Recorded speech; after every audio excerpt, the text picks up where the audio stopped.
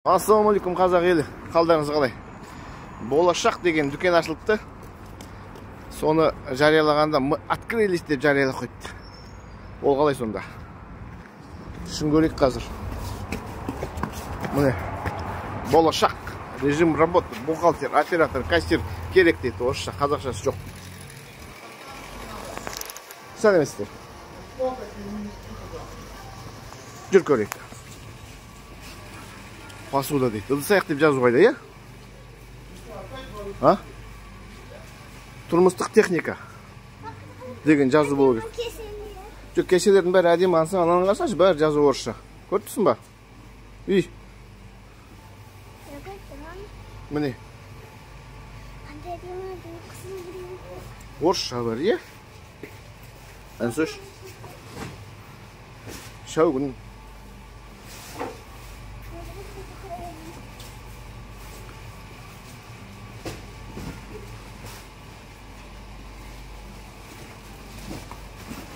Сәлеметсіздер.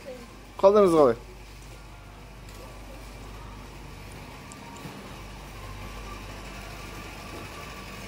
Қарындас, қалғалай? Бастықтарың қайда? Бұнан бәрі неге орысша? Кіре берістен бастап, маңат кірліс деп көзді бақырайт қойып, жаз қойыпсыздар ғой. Қазақстан Республиканың тілдері туралы заң 21-ші бап бұзып жатсыздар. Ан жол мен ана бір жігіттеріңізге айтқам, ана бала болашаққа айтқам, бәрлеріңізге чатқа жіберген. Бұлай болмау керек. Негізі заң бұзушылық мына барып тұрған бар ғой. Әкімшіліктеріңіз болса, шақырып жеңіз ғой, кесін. Міне. Скидки дейді. Жеңілдіктер деген жазу қайда. Шок цены дейді бәрі. Қалай оны соны түсінуге болады?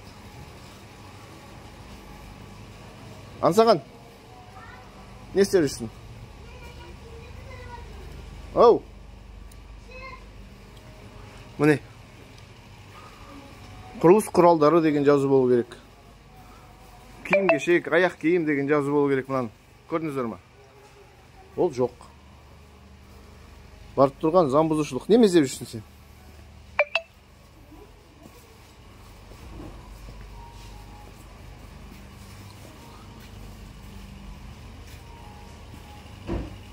Жағдай солай, ағайын.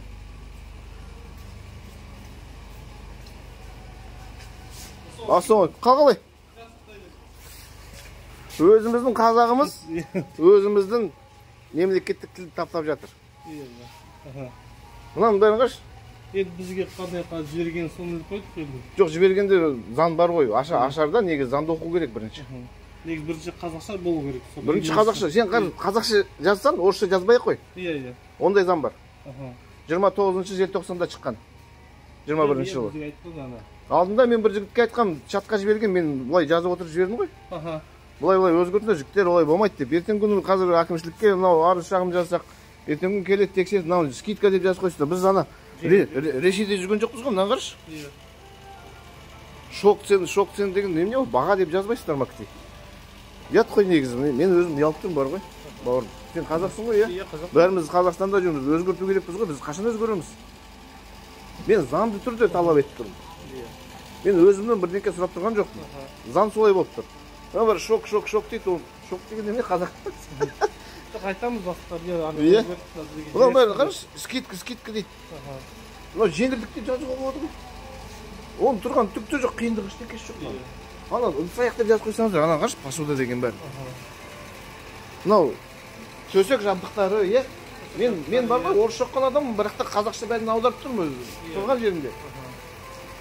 Ұялы телефонға арналған аксессуарлар деп жазса ол керек. Соның бәрін жеткізіп айтыңыз, е, бауыр. Азамат дедім атын.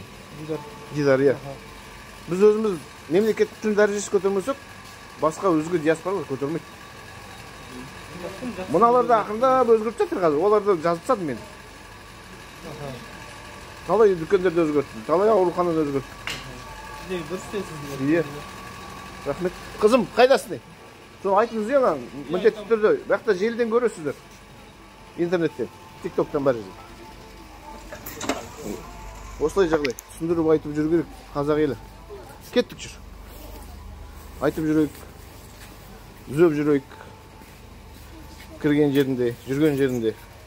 Әйтпесе мына тіліміз тапталып, ертең күн жоқ болады. Солай жағдай, қазақ елі. Мына жерден бастап,